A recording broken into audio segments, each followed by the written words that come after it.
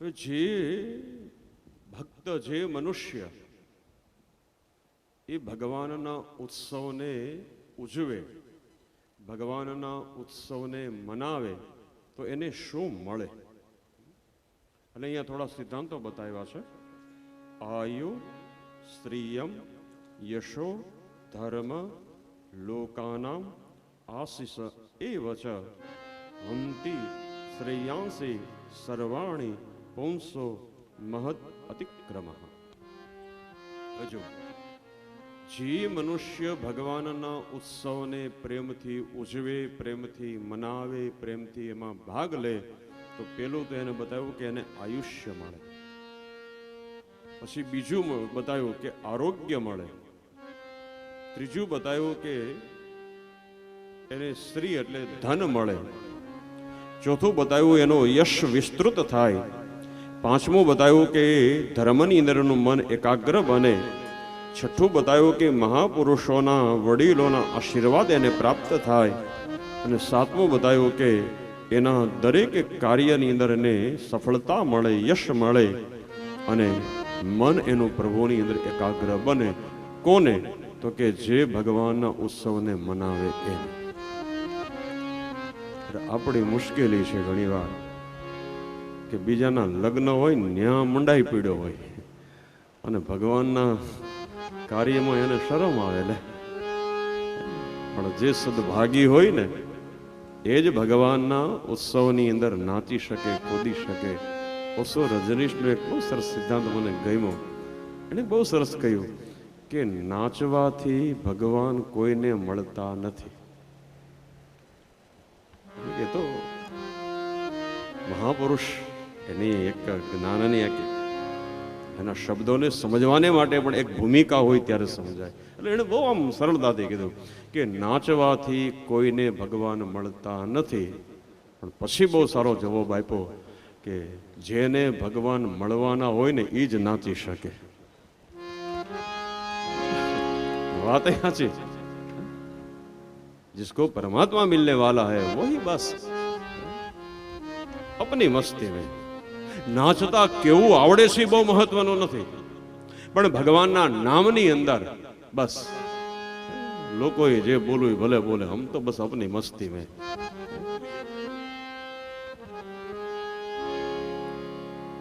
અને મસ્તીમાં રહેવું ને એ બહુ અઘરું છે. એ જે મોટી હસ્તી હોય ને એ જ મસ્તીમાં રહી શકે. અને આપણે તો લગભગ 2 રૂપિયાની કિલો પસ્તીમાં જ હોય. મસ્તી તો આપની મસ્તી હોય. મુझे मेरी मस्ती कहाँ लेके आई जहां मेरे सिवा कुछ ना. તો ભગવાનનો ઉત્સવ જ્યારે જ્યારે થાય ત્યારે વિના સંકોચે પ્રેમથી, આનંદથી, ઉમંગથી ઉત્સવ ઉજવો જોઈએ.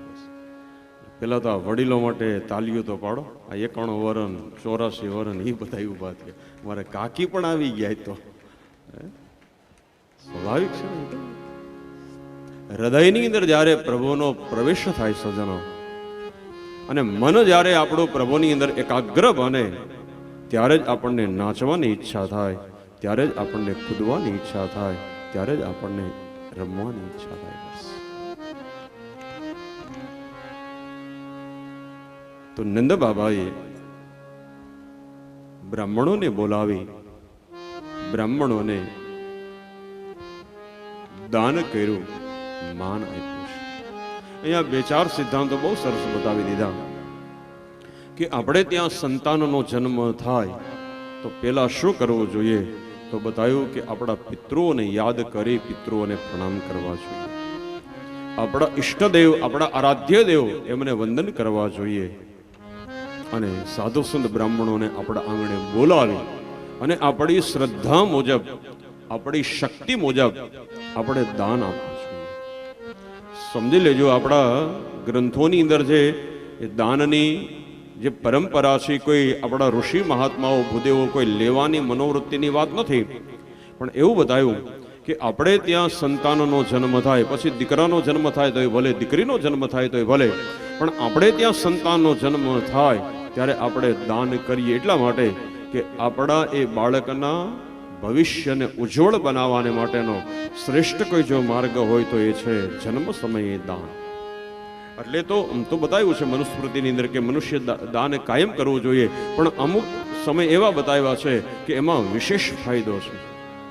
એમાં પેલું બતાવ્યું કે પુત્ર જન્મે વ્યતિપાતે સંક્રામે અર્કને દિને,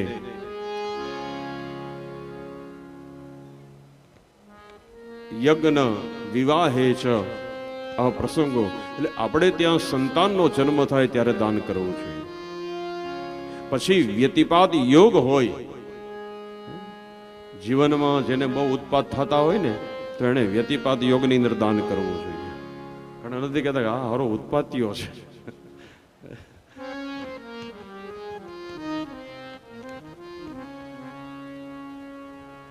સંક્રાંતિનો દિવસ આવે ત્યારે દાન કરવું જોઈએ. ક્યાંય યજ્ઞ થતો હોય ત્યાં દાન કરવું જોઈએ.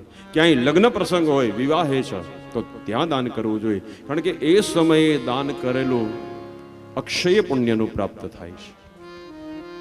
તો નંદ બાબાએ બ્રાહ્મણોને બોલાવી અને સ્વસ્તિ પુણ્ય વાંચનનો પ્રયોગ કરાવી અને જો અહીંયા બતાવ્યું કે કાર્યામાસ વિધિવત પિતૃર દેવાર્ચનમ તથા ધેનું નામ નુયુતે પ્રાદાત વિપ્રેભ્યો સમલંકૃતઃ. નંદ બાબાએ પિત્રોને યાદ કરી, પિત્રોની પૂજા કરી, દેવાર્ચનમ એટલે જે પોતાના ઈષ્ટદેવ, પોતાના આરાધ્ય દેવ હતી એમની પૂજા કરી અને પોતાની શક્તિ મુજબ, પોતાની શ્રદ્ધા અને વૈભવ મુજબ દાન કર્યા. કયા દાન તો બતાવ્યું કે ધેનું એટલે ગાયોના દાન કર્યા છે, અન્નના દાન કર્યા, વસ્ત્રના દાન કર્યા અને સુવર્ણ અલંકાર એના દાન કર્યા છે. દરેકના હૃદયની અંદર આનંદ થયો. લોકોએ નંદ બાબાના પુત્રને આશીર્વાદ આપ્યા છે. અને એક વાત સમજી લેજો, બહુ મહત્વની. પૂજ્ય ડોંગરે બાપજી કહેતા કે આશીર્વાદ કોઈ દી માગવાથી મળતા નથી. બસ માગવાથી હંમેશા આશ્વાસન મળે પણ આશીર્વાદ ન મળે. આશીર્વાદ કઈ રીતે મેળવાય તો બતાવ્યું, સેવા કરવાથી આશીર્વાદ મળે. બસ આપણે ગાયોની સેવા કરીએ તો એ ભલે, સમાજની સેવા કરીએ તો એ ભલે, માતા પિતાની સેવા કરીએ તો એ ભલે, મૌન બની અને સાચી શ્રદ્ધાથી આપણે સેવા કરશું તો આશીર્વાદ માગવા નહીં પડે, अपने आप આશીર્વાદ મિલ જાયગે. બસ પણ આપણે સેવા કરવી નથી ને એમનું બધું જોઈ છે. એ બાપુ અમારું કલ્યાણ થાય, બાપુ કે મારું થયું નથી તારું ક્યાંથી થાય નહીં. સેવા કરો, આશીર્વાદ માગવા નહીં પડે, अपने आप मिल जाए.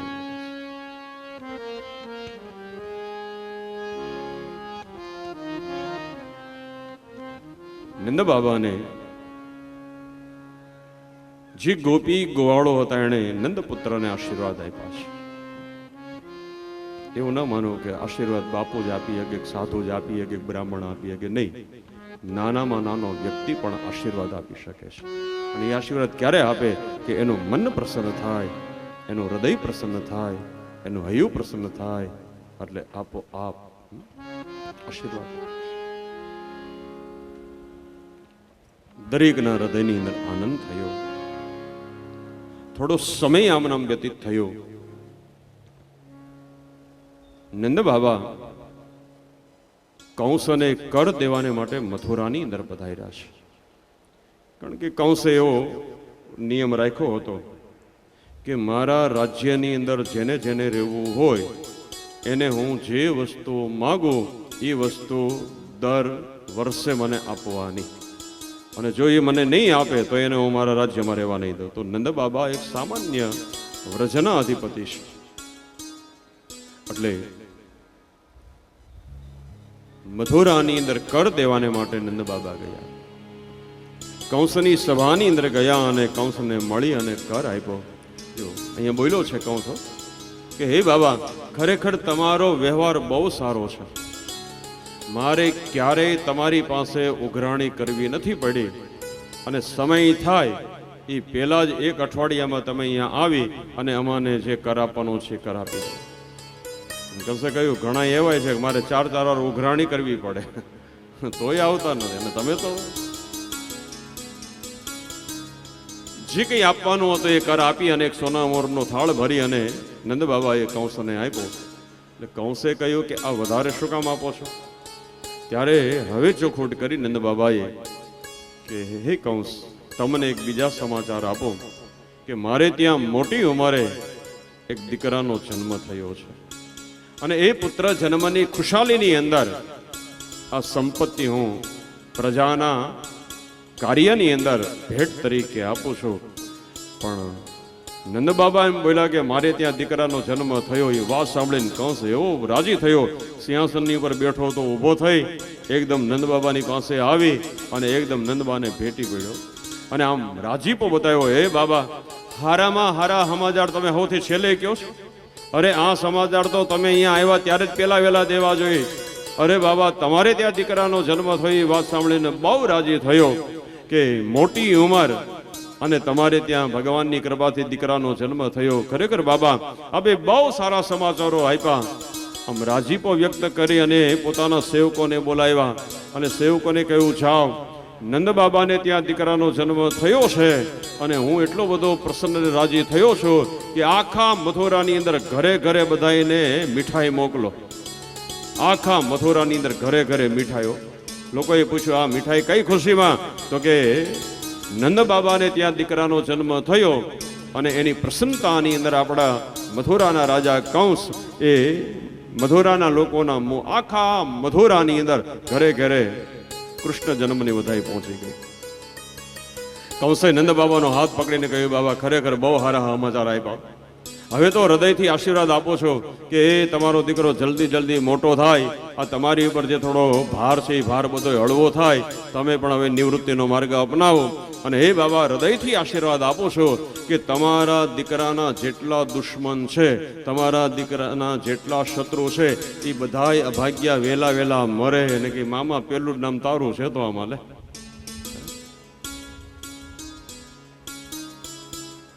કંસે રાજપો વ્યક્ત કર્યો. કર આપી અને વસુદેવજી મહારાજ એ કર આપી અને નંદજી એ પોતાનો જ્યાં ઉતારો હતો ત્યાં આવ્યા. વસુદેવજીને આ સમાચાર મળ્યા કે નંદ બાબા પધાર્યા છે. તો વસુદેવ અને નંદ બાબાને બહુ સારામાં સારી મિત્રતા છે. એટલે વસુદેવજી મહારાજ નંદ બાબાનો જ્યાં ઉતારો હતો ત્યાં મળવાને માટે ગયા. નંદ બાબાએ જ્યાં જોયું વસુદેવજી આવી રહ્યા છે એટલે એકદમ ઊભા થઈ અને સામે ગયા. વસુદેવ અને નંદ બાબા એકબીજાને ભેટી પડ્યા છે. નંદ બાબા વસુદેવનો હાથ પકડી અને લઈ આવ્યા, બેસવાનું આસન આપ્યું. બે જણા સામે સામા બેઠા. વસુદેવજીએ બોલવાની શરૂઆત કરી.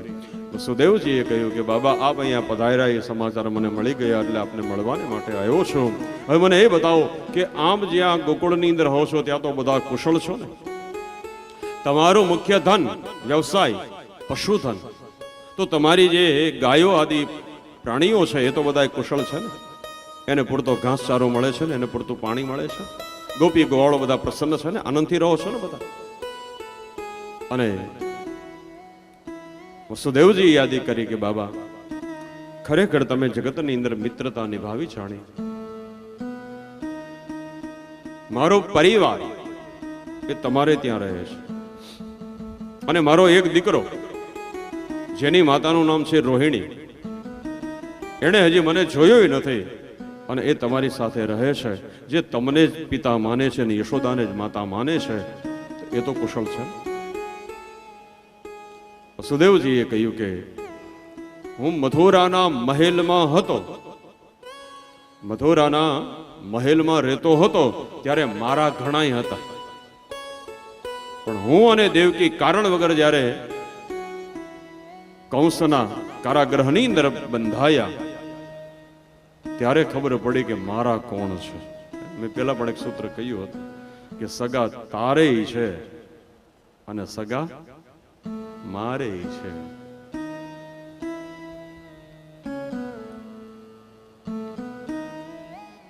હે નંદ બાબા, એ મુશ્કેલીના સમયની અંદર મારા પરિવારને સાચવવાને માટે કોઈ તૈયાર ન હતો અને મુશ્કેલીના સમયની અંદર તમે મિત્રતા છોડી નહીં. બસ સાચો મિત્ર કોણ? સુખની અંદર સાથ આપે એ નહીં. બાકી સમજી લેજો, આપણો સમય સારો હશે ને એટલે બધાય આપણા બનવા તૈયાર થશે અને કે અડધી રાતે કામ હોય તો ઉઠાડજો. હું કામ? સ્વાર્થ છે એટલે. અને બાકી ધોળે દીએ બોલો તો કે અમારે ટાઈમ નથી. સાચો મિત્ર એ છે કે દુઃખની અંદર આગળ રહે અને સુખમાં પાછળ રહે.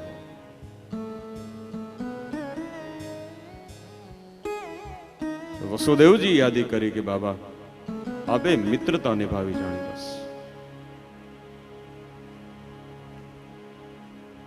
નંદ બાબાએ પણ પ્રત્યુત્તર દે દિયા કે હે વસુદેવજી, હવે જ્યાં સુધી મથુરાની અંદર તમે સુરક્ષિત ન બનો ત્યાં સુધી તમારો પરિવાર મારે ત્યાં રહેશે ની કોઈ જાતની ચિંતા નહીં કરતા.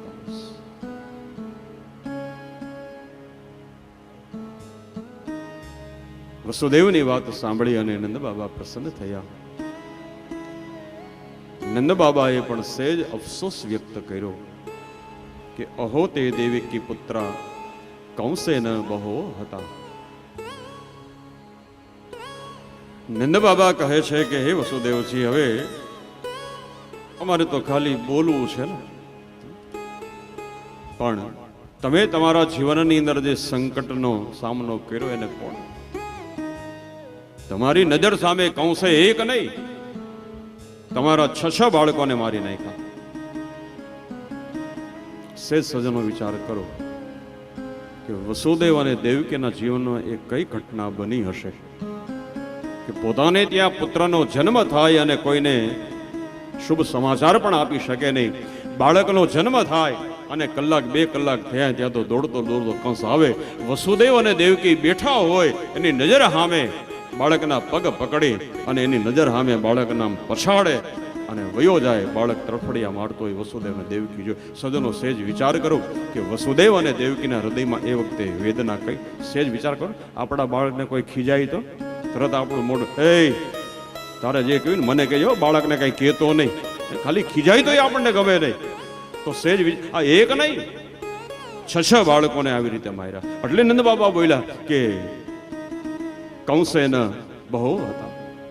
અને એ વેદના, એ અનુભવ એ તમારી સિવાય કોઈ સમજી ન શકે, તમારી સિવાય કોઈ જાણી ન શકે. પણ જો વસુદેવજીએ એક જ વાક્ય કહી દીધું કે હે બાબા, હવે જે ઘટના બની ગઈ છે એને યાદ કરી અને વર્તમાનમાં દુઃખી થવાનું કોઈ કારણ નથી. બસ આ બહુ જોઈએ તો માનવ સમાજને માટે સુખી થવાનો મોટો શ્રેષ્ઠ માર્ગ કે આપણા બચપનની અંદર, આપણા ભૂતકાળની અંદર જે કોઈ કદાચ એવી ઘટનાઓ બની હોય તો વારંવાર એ ઘટનાને યાદ કરી અને વર્તમાનમાં દુઃખી ન થવું. બસ મેં પહેલા પણ યાદી કરી હતી કે સુખી કોણ કે જે પોતાના ભૂતકાળને આ દુઃખને ભૂલી શકે અને જે ભવિષ્યની ચિંતા છોડી શકે અને વર્તમાનને જે સંભાળી શકે, બસ એ જ સુખી છે. એટલે વસુદેવજી યાદી કરી કે હે બાબા, હવે જે ઘટના બની ગઈ છે તો હવે એ ઘટનાને વારંવાર યાદ કરી અને વારંવાર દુઃખી થવાનું કોઈ કારણ નથી. બસ હું એમ માનું છું કે મારા પુત્રોનું મરણ કદાચ કંસના હાથથી લખાયેલું હશે અને કદાચ મારા પુત્રોને આવડતા નહીં હોય તો હવે એ વાતને યાદ કરી અને વારંવાર દુઃખી થવું એ યોગ્ય નથી. પણ વસુદેવજીની વાત સાંભળી અને નંદ બાબાની વાત સાંભળી અને વસુદેવના મનમાં જે થોડું સૂક્ષ્મ દુઃખનો શેષ ભાગ હતો એ પણ દૂર થયો છે. એટલે આમ જોઈએ તો એક સિદ્ધાંત અહીંયા એ બહુ સરસ બતાવે છે કે દુઃખના સમયની અંદર સારા શબ્દો એ પણ સામેની વ્યક્તિને સુખી કરે છે.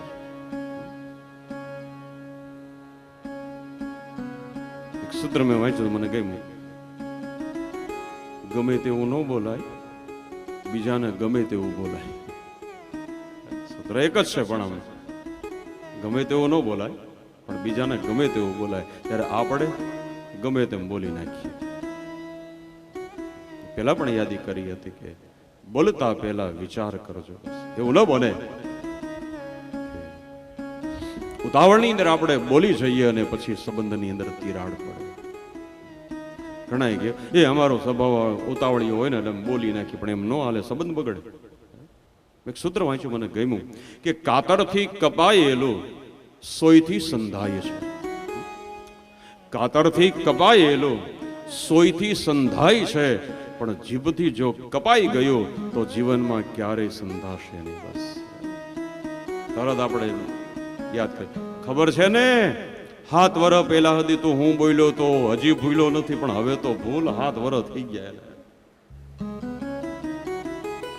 પણ આપણી મુશ્કેલી છે સજ્જનો કે જે ભૂલવા જેવું છે એને આપણે યાદ રાખીએ છીએ, અને જે યાદ રાખવા જેવું છે એને આપણે ભૂલી જઈએ. ઘણા ફરિયાદ કર્યો કે અમને યાદ રહેતું નથી, પણ કોઈ કે 2 શબ્દ કીધા હોય તો એ હારું ભૂલાતું નથી. લે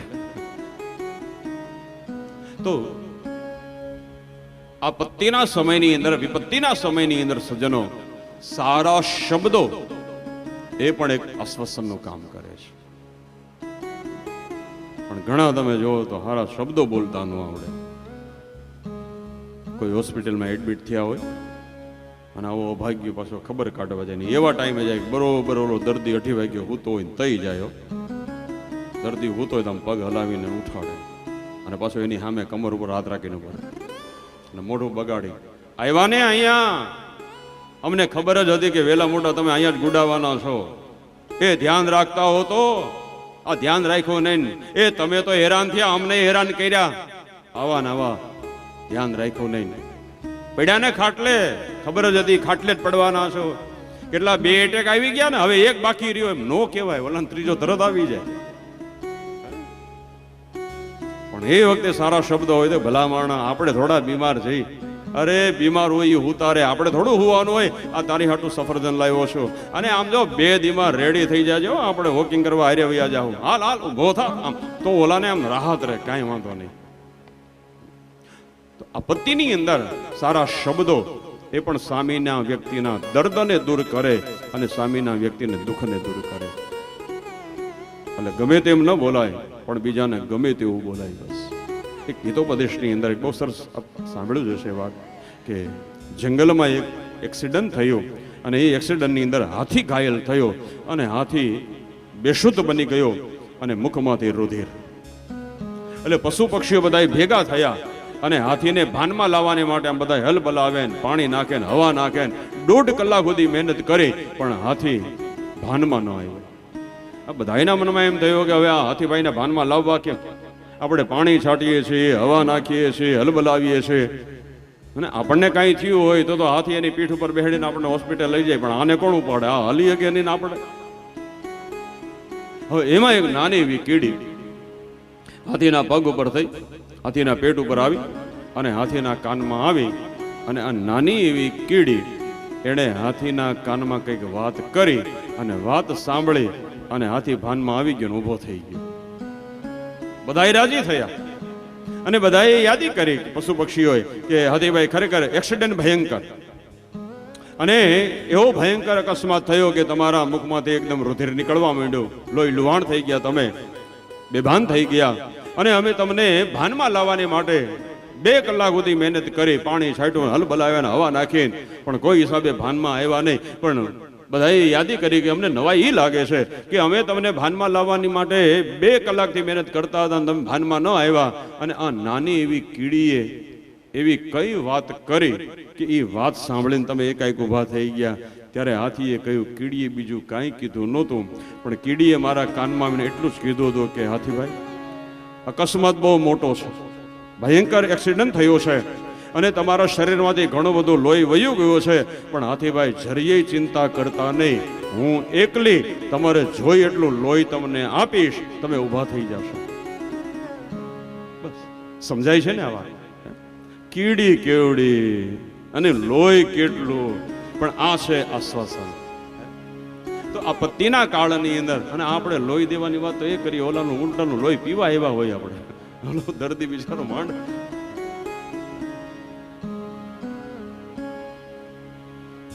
તો નંદ બાબાની વાત સાંભળી વસુદેવના મનમાં જે થોડું સૂક્ષ્મ દુઃખનો આવિર્ભાવ રહી ગયો હતો એ પણ નિર્મૂળ થયો છે. નંદ બાબાએ રજા માગી. જો કે વસુદેવજીએ પહેલા જ કહી દીધું કે કરો વૈવાર્ષિકો દત્તો રાજ્ઞા દૃષ્ટા વયમ ચ નયમ સ્થયમ બહુ સ્થિય. હવે તમારે અહીંયા રહેવું ન જોઈએ. તમારે કંસને જે કર આપવાનો હતો એ કર આપી દીધો, આપણે જે મળવાનું હતું એ આપણે મળી લીધો. તો હવે તમારે અહીંયા રોકાવું ન જોઈએ. નયમ સ્થેયમ, હવે તમે બને એટલું ઝડપથી મથુરા છોડી અને ગોકુળની અંદર જાઓ. શું કામ? તો ભાઈ બતા દિયા કે મને એમ લાગે છે કે તમે અહીંયા છો અને ગોકુળમાં કંઈક ઉત્પાત થશે, તો તમે ત્યાં હો તો વધારે સારું. જો વસુદેવજીની વાતને માન આપી અને નંદ બાબાએ ગોવાળિયાઓને કહ્યું, હાલો ગાડા તૈયાર કરો, હવે આપણે અહીંયા જેરી રોકાવું નથી. ગાડા તૈયાર કરી અને રવાના થયા. હવે આ બાજુ ઘટના કઈ બની તો એ બતાવી. કંસ એણે જ્યારે દેવકીની પુત્રીને મારવાનો પ્રયાસ કર્યો અને એ જગદંબા બની અને આકાશમાં વયા ગયા, અને જગદંબાએ કહ્યું કે તને મારનાર દેવકીનો 8મો પુત્ર એ વ્રજની અંદર કોઈને ત્યાં પહોંચી ગયો છે. એટલે કંસે રાતોરાત પોતાના મિત્રોને બોલાવી અને મીટિંગ કરી.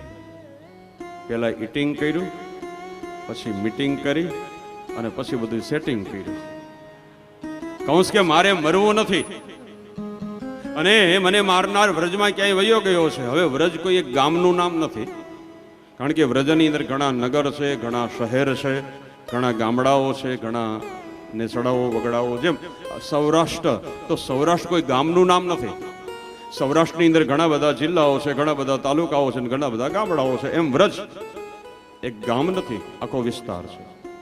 તો હવે વ્રજની અંદર કયા ગામની અંદર કોના ઘરે, હવે એને ગોતવો કેમ? એટલે કંસના મિત્રો યાદી કરી કે તો અમે આખા વ્રજની અંદર ઘરે ઘરે જઈએ, જેના ઘરની અંદર 1 દિવસથી લઈ અને 1 વર્ષનું બાળક અમને દેખાય એનો ગોળો દબાવીને મારી નાખીએ.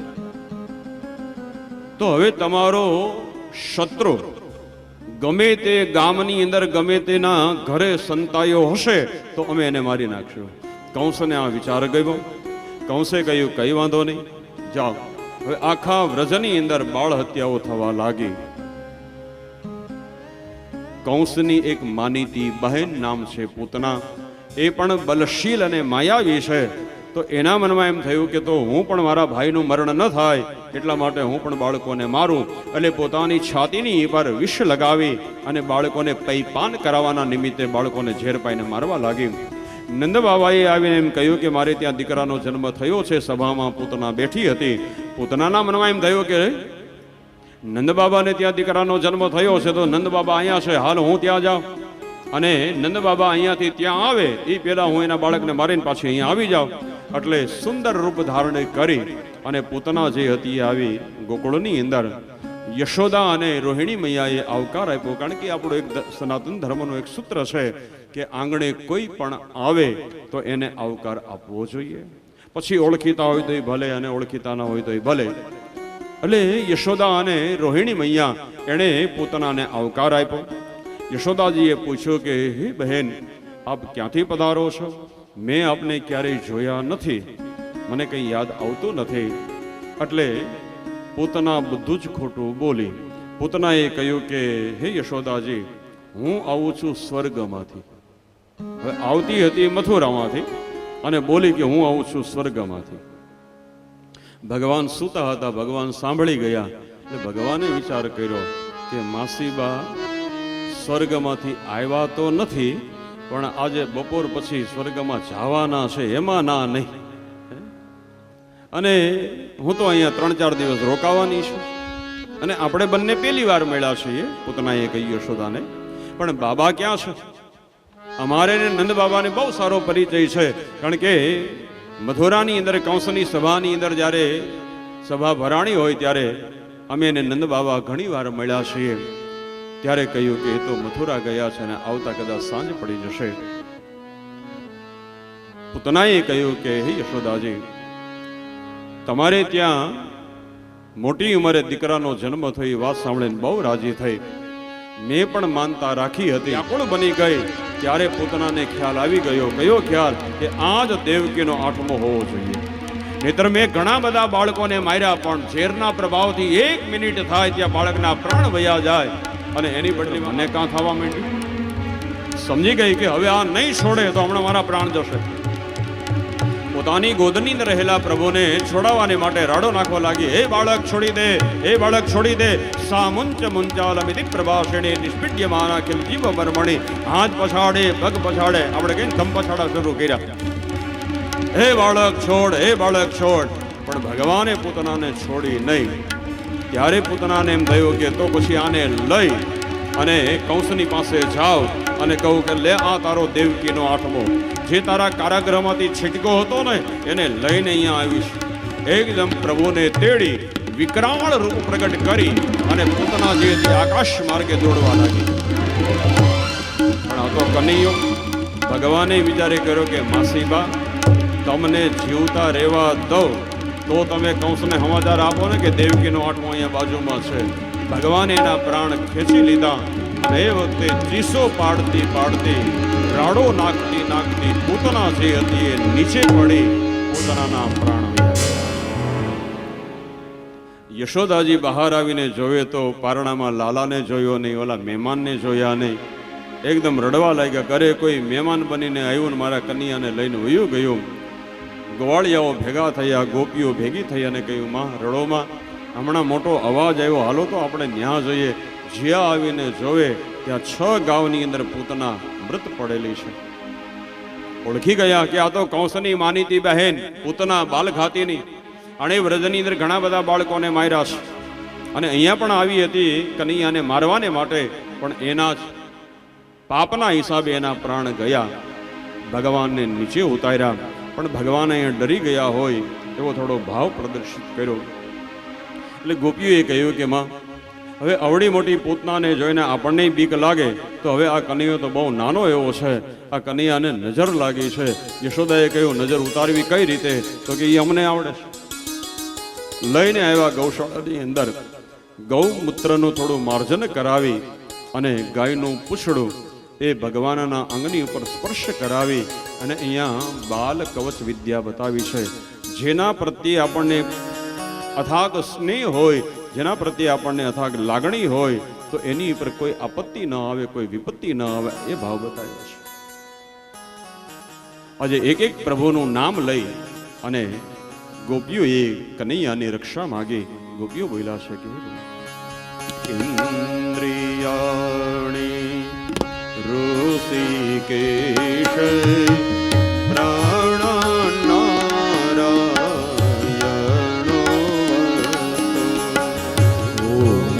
ભગવતે વાસુદેવાય.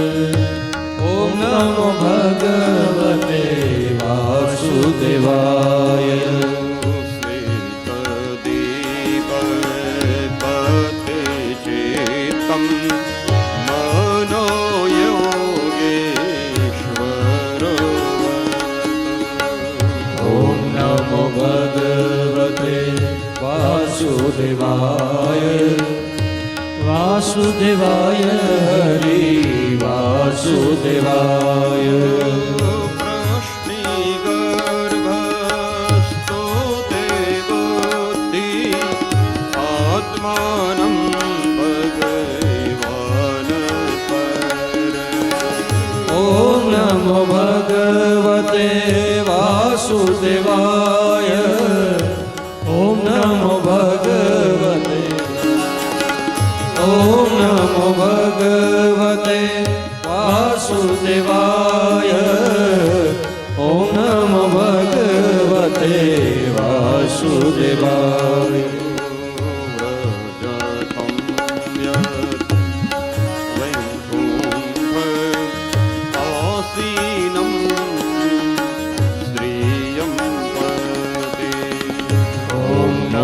ભગવતે વાસુદેવાય.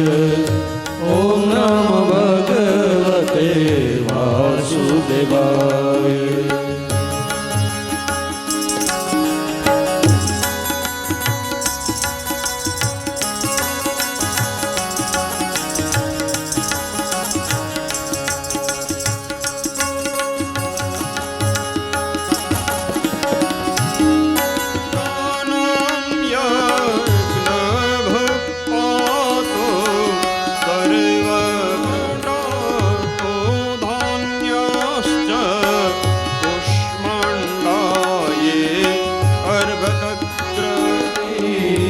હે નાથ નારાયણ વાસુદેવા કોટેરા રે વતી જ્યેષ્ઠા પૂતના માતૃકાદય. શ્રી કૃષ્ણ ગોવિંદ હરે મુરારી હે નાથ નારાયણ વાસુદેવા સર્વે નશ્યન્તુ. ઓમ નમો ભગવતે વાસુદેવાય ઓમ નમો ભગવતે વાસુદેવાય જય જય રામ. જય જય રાધા રમણ હરિ બોલ. બાળક રમતો હોય ત્યારે રક્ષા કરો હે માધવ ભગવાન. બાળક સૂતો હોય ત્યારે રક્ષા કરો હે ઉપેન્દ્ર ભગવાન. બાળકની આગળ રક્ષા કરો હલધર ભગવાન. બાળકની પાછળ રક્ષા કરો ભગવાન વિષ્ણુ. એ બાળકની સર્વ જગ્યાએ રક્ષા કરો હે ભગવાન ભોલેનાથ. હે ભૂતનાથ, આપ બાળકને ભૂત પ્રેત પિચાસ એની અંદરથી રક્ષા કરો. આમ જે આ સ્તોત્ર કર્યું એટલે ભગવાન આંખ ખોલી બધાની સામે જઈને હસવા લાગ્યા. બધા ગોપીઓ રાજી થયા કે જે પૂતનાની નજર લાગી હતી ને નજર હટી ગઈ. યશોદા જે હતા એણે પૈપાન કરાવી અને પ્રભુને સુરાવી દીધા.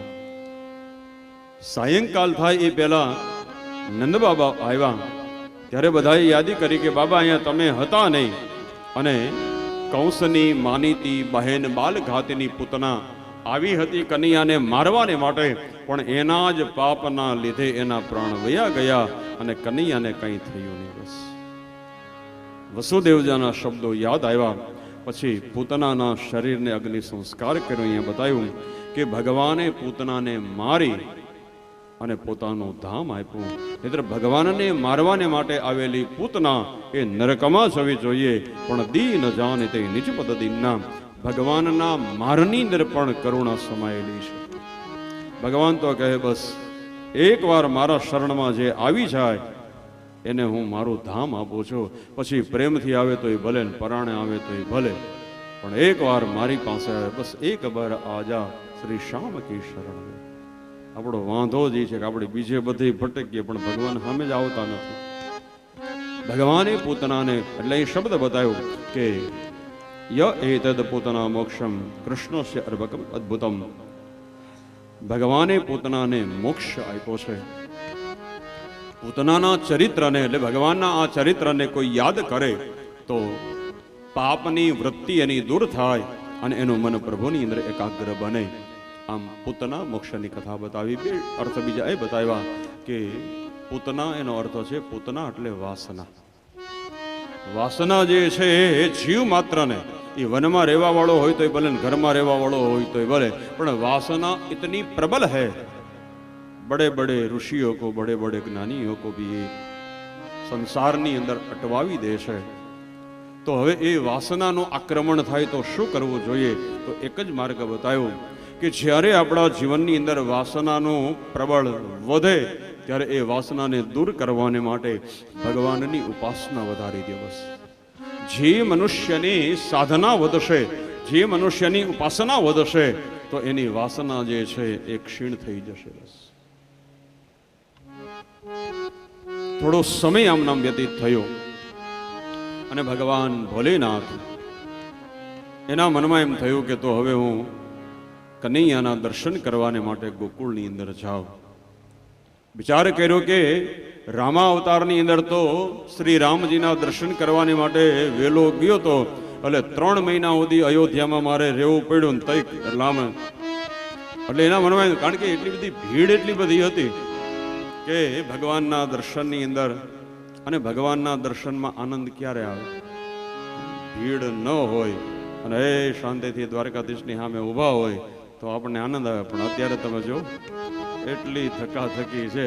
હજી તો આપણે જે કનૈયાનું આમ ત્યાં તો હોય કે હાલો હાલો, ભીડમાં આનંદ ન આવે. મને મારા ગઢવી મને કે તમારે દ્વારકાધીશ ક્યારે જવું દર્શન કરવા? મેં તો દ્વારકાધીશ મારી બાજુમાં જ આવી ગયા છે કીધું.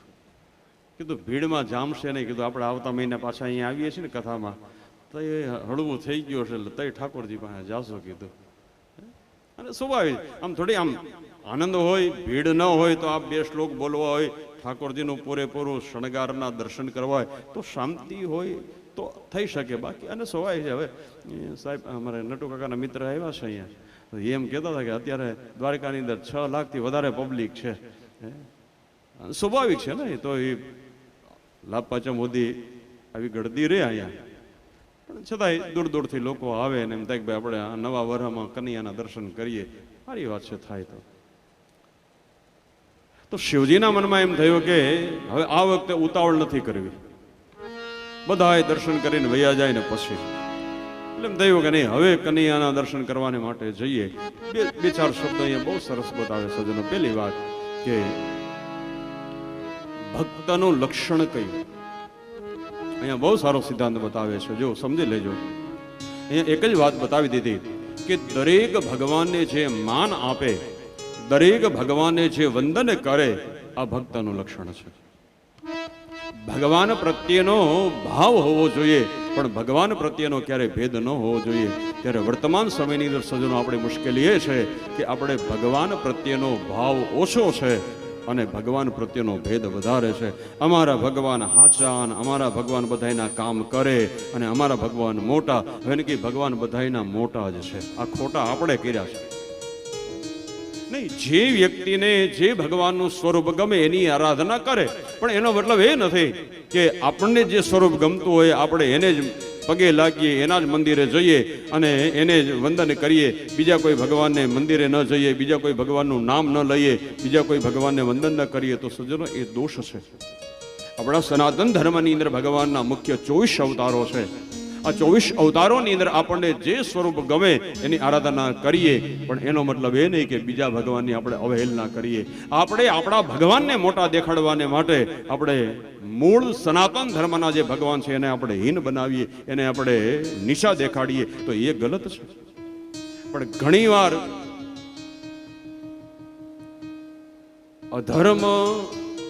અધર્મી લોકો જેટલા નથી નડતા એની કરતા વધારે નડે છે ધર્મનો આંચળો ઓઢી અને બેહવા વાળા. અધર્મીઓ જેટલા આપણે નથી હેરાન કરતા, નથી પરેશાન કરતા, એટલા ઢોંગ ધર્મનો, વેશ ધર્મનો, વાતો ધર્મની અને સમાજની અંદર ભેદભાવની બુદ્ધિવાળી વાતો રજૂ કરે. નહીં, જેને આપણે માનીએ એ આપણા ભગવાન શ્રેષ્ઠ હોય, એમાં ના નહીં, પણ બીજા કોઈ ભગવાન એની અવહેલના ન થવી જોઈએ. પણ આપણે તો આપણા ભગવાનને મોટા દેખાડવા માટે આ અમારા ભગવાન. વિદેશની અંદર જાય ને ઇન્ડિયન ગોડ, વિદેશની અંદર નહીં, વર્લ્ડ આખાની અંદર ગોલ્ડ હોય ને તો એ અમારો કનૈયો છે, અમારો રામ છે. તમારા તો 200 વર્ષ, 250 વર્ષથી આવ્યા છે. પણ તો દરેક દેવને જે માન આપે, દરેક દેવને જે વંદન કરે, એ ભક્તનું લક્ષણ છે. પ્રથમ નંબરના વૈષ્ણવ કોણ? તો ભાગવતની અંદર બતાવ્યું કે વૈષ્ણવાનામ યથોશંભવ. અને આપણે શિવજીને એક બાજુમાં અમથા આપણે બોલીએ કે મને પ્રાણ થકી વૈષ્ણવ વાલા. શિવજી કે તો મને કાં આંખો કાઢ્યો? એક સમય એવો હતો કે કનૈયાને જે માનતા હોય ને શિવજીને માને નહીં. લ્યો, અને માને નહીં એમ નહીં, કેટલી આમ ઓલી હતી કે કપડું સીવડાવવા જવું છે એમ બોલે નહીં, કારણ કે કપડું સીવડાવવા જાવ તો સીવ આવે ને, એટલે કે કપડું ઘડાવા જવું. લે, આટલી એક, એટલે એમાં એને સમાજનો કોઈ દોષ નથી, સમજી લેજો. જે ધર્મની ગાદી ઉપર બેઠા છે ને, જે સત્યની પીઠ ઉપર બેઠા છે સત્યની પીઠ ઉપર બેઠા છે, સત્યની ગાદી ઉપર, પણ સમાજના લોકોને અંધકારના માર્ગે લઈ જવાનું કામ કરે છે. પહેલે દિવસે પણ યાદી કરી હતી કે સનાતન ધર્મને લોકો આમ ઓલું કરવા માટે ન કહ્યું કે અત્યારે તો દરેક પંથની અંદર શંકરાચાર્ય, સાચા શંકરાચાર્ય કોણ છે એ આપણને ખબર નથી. લ્યો, જગતગુરુ શંકરાચાર્ય 4 પીઠ બનાવી, એમાં એક પીઠ અહીંની છે દ્વારકાની અંદર, શારદા પીઠ. પણ અત્યારે તો દરેક સમાજની અંદર જગતગુરુ, બધાને જગતગુરુ જ થવું છે. કાં તો કે જગતગુરુ થાય ને તો જ પૂરું થાય, નહીંતર પૂરું નહીં થાય. પેલે ઠીક છે, એ કોઈ આલોચનાની વાત નથી, પણ સમાજને મૂળ વાતો કરવાની હોય, મૂળ ઉપદેશ જે આપવાનો હોય, એ ધર્મની પીઠ ઉપર બેસનારા હોય છે. સાચી વાત લોકોને બતાવી, પોતાનો સ્વાર્થ કરવાને માટે બસ વાડાબંધી કરી દીધી. તમે આને માનો છો ને, એના જ મંદિરે જવાય, એને જ દેવાય, બીજા કોઈ મંદિરે જવાય નહીં, બીજા કોઈ મંદિરે દેવાય નહીં, આવી વાતો. એ મહાઅભિમાન મટે નહીં ને, મનથી માને હું બહુ મોટો,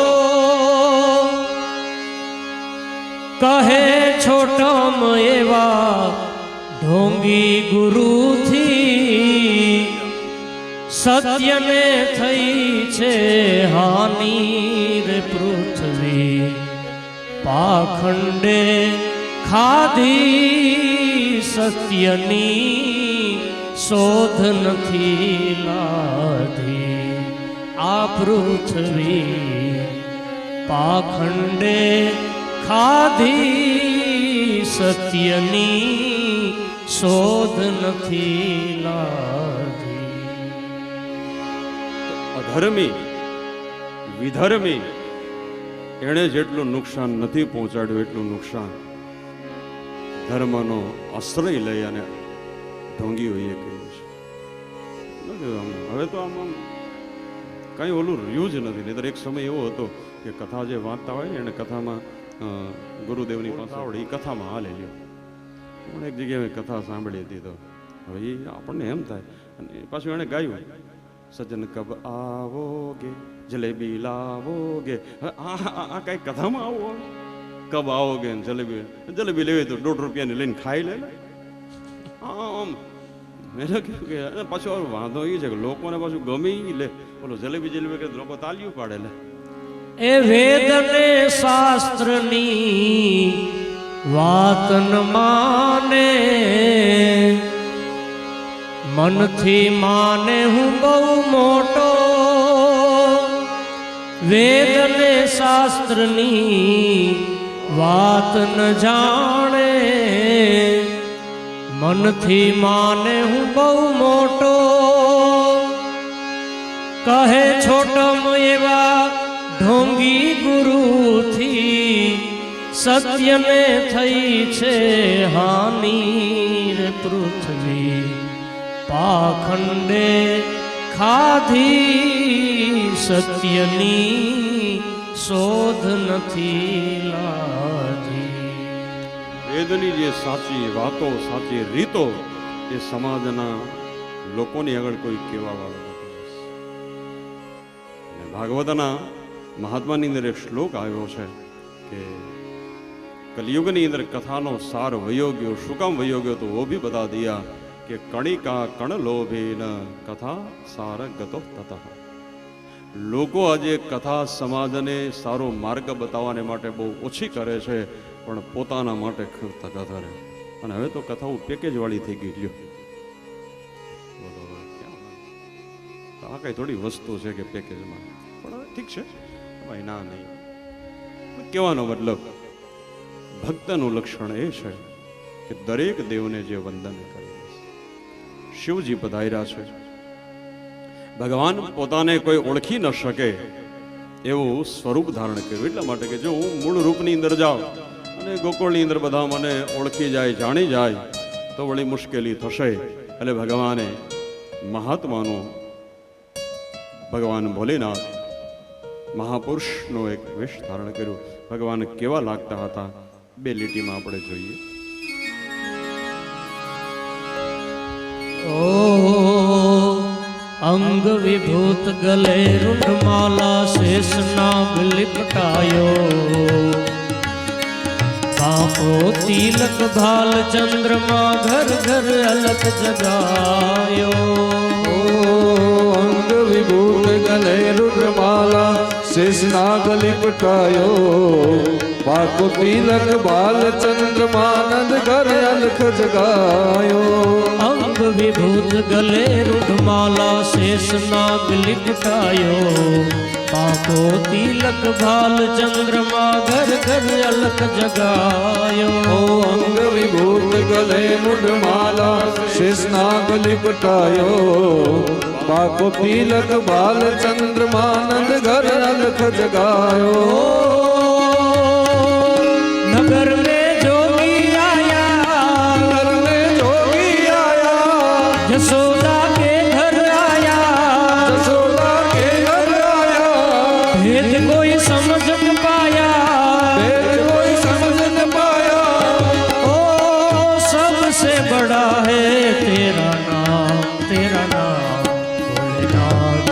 भोलेनाथ भोलेनाथ भोलेनाथ भोलेनाथ भोलेनाथ भोलेनाथ भोलेनाथ नगर में जोगी आया नगर में जोगी आया भेद कोई समझ न पाया भेद कोई समझ न पाया हो आ गए अलख जगाया आए अलग जगाया ओ सबसे बड़ा है तेरा नाम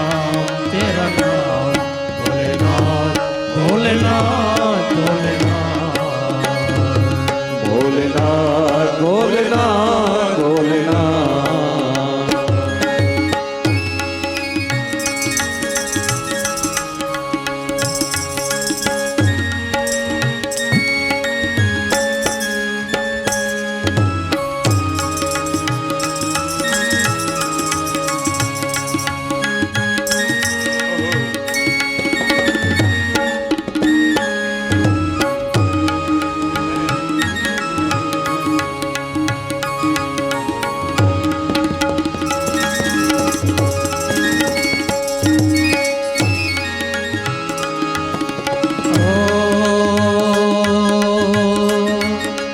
ले भिक्षा निकली नंदरानी ले भिक्षा निकली नंदरानी कंचन थाल धरायो लो भिक्षा जोगी जाओ आसन पे बालक मेरो डरायो ओले भिक्षा निकली नंदरानी कंचन थाल धरायो लो भिक्षा जोगी जाओ आसन पर बालक में नो डरायो अरे ना चाहिए तेरी दौलत दुनिया और न कंचन माया अपने लाल का दर्श करा दे मैं दर्शन को आया चाहिए तेरी दौलत दुनिया और न कंचन माया अपने लाल का दर्श करा दे मैं दर्शन को आया नगर में जोगी आया नगर में जोगी आया हे आगे अलग जगाया वो आगे अलग जगाया यशोदा के घर आया यशोदा के घर आया भेद कोई समझ न पाया भेद कोई समझ न पाया ओ सबसे बड़ा है तेरा नाम भोलेनाथ भोलेनाथ भोलेनाथ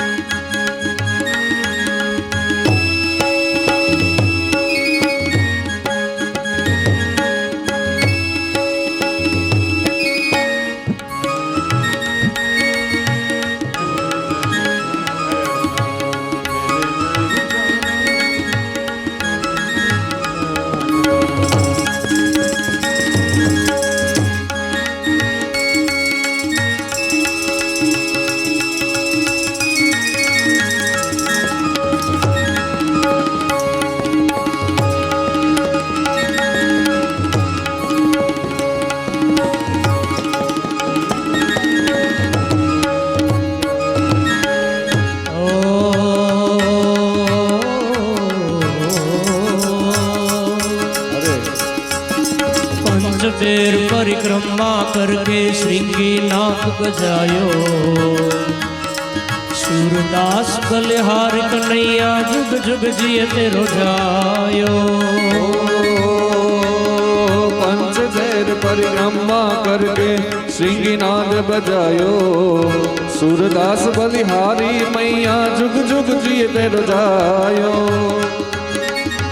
पंचबेर परिक्रमा करके श्रृंगीनाथ बजायो पंचबेर परिक्रमा करके श्रृंगीनाथ बजायो सूरदास बलिहारी कन्हैया सूरदास बलिहारी मैया जुग जुग जिए तेरो जायो जुग जुग जिए तेरो जायो जोगी नगर में आया रमता साधु नगर में आया जोगी नगर में आया रमता जोगी नगर में आया पंचबेर परिक्रमा करके श्रृंगीनाथ बजायो सूरदास बलिहारी कन्हैया जुग जुग जिए तेरो जायो पंचबेर परिक्रमा करके श्रृंगीनाथ बजायो सूरदास बलिहारी मैया जुग जुग जिए तेरो जायो नगर में जोगी आया नगर में जोगी आया हे आगे अलग जगाया आगे अलग जगाया यशोदा के घर आया यशोदा के घर आया वेद कोई समझ न पाया वेद कोई समझ न पाया ओ सब से बड़ा है तेरा नाम भोलेनाथ भोलेनाथ भोलेनाथ भोलेनाथ भोलेनाथ भोलेनाथ भोलेनाथ બોલીએ ઉમાપતિ महादेव की जय। યશોદાના આંગણાની અંદર પધાર્યા અલખ નિરંજન ભિક્ષાંદેહીનો નાદ કર્યો યશોદાજી બહુ રાજી થયા અને ત્રણેય મહાત્માઓ કારણ કે ભગવાન શિવજીની હારે એમના બે ગણો હતા શ્રંગી અને નંદી તો ભગવાન શિવજી અને એમના ગણોને માં યશોદાએ ભોજન કરવાને માટે બેસાડ્યા ભગવાન શિવજી પ્રેમથી ભોજન કરે છે હવે ભગવાન શિવજી ભોજન કરે અને આપણે હુકામ ભૂખા રહેવું જોઈએ તો આપણા માટે અહીંયા એ દ્વારકાધીશની કૃપાથી થાળ તૈયાર છે તો સવારના ફાફડી ગાંઠિયાની તો પચી ગયું એ 12 થયા એટલે તો કથાને અહીંયા વિરામ આપીશું પુનઃ યાદી બપોર પછી કાલી નાગ દમન લીલા આપ બધા જોઈ રહ્યા છો ગોવર્ધન પૂજા જે ભગવાને અન્નકૂટની પ્રથા ક્યારથી આવી ગોવર્ધનની પૂજા કરી ત્યારથી તો એ ગોવર્ધન પૂજા અન્નકૂટ દર્શન અને રાસોત્સવનો આપણે આનંદ માનીશું તો બરોબર 3:30 વાગે કથાનો પ્રારંભ કરીશું તો સમયસર આવજો તો કથાને અહીંયા વિરામ આપીએ છીએ અને પુનઃ 3:30 વાગે પધારશું બોલીએ શ્રી કૃષ્ણ કનૈયા લાલ કી જય દ્વારિકાધીશ કી જય સદગુરુ ભગવાન કી જય ઓમ નમઃ પાર્વતી પતય હર હર મહાદેવ